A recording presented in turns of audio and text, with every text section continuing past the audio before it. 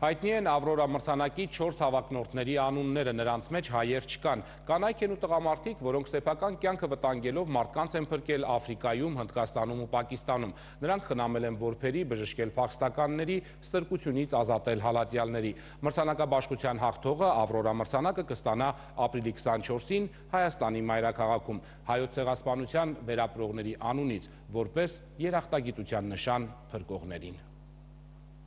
Հայկական Նոբելյան մրցանակը Ավրորան հավակնում է Հայաստանը դարձնել աշխարհում մարդասիրության մեծ կենտրոն։ Ավրորա նախաձեռնության տնօրենը մի ցանկություն ունի, որ համաշխարհային ճանաչման մարդասիրական կազմակերպություններն ու հիմնադրամները Երևան տեղափոխվեն։ Արման Ջիլավյանի կարծիքով Ավրորա մրցանակը ապացուցում է, որ հայերը հաղթանակած ազգ են ու տիրապետում են շնորհակալ լինելու մշակույթին։ Մենք ինչ-որ մի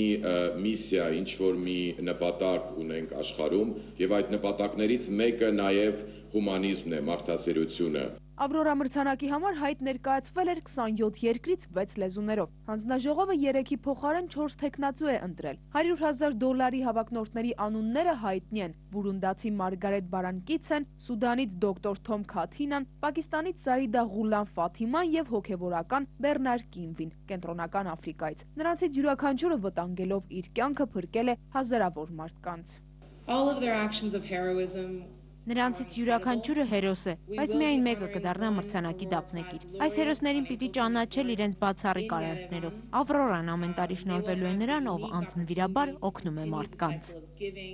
100 Lives եւ Ավրորա նախաձեռնության հաղորդակցության հարցերով տնօրեն Արմինե Աֆեյանը նշում է, մրցանակը տրվելու է ցեղասպանությունը վերապրածների անունից։ Հենց այդ պատճառով էլ դափնեկիրը իր պարգևը կստանա Երևանում ապրիլի 24-ին։ Այդա Կարապետյան, Ալբերտ Գալստյան, ժամը լրատվական։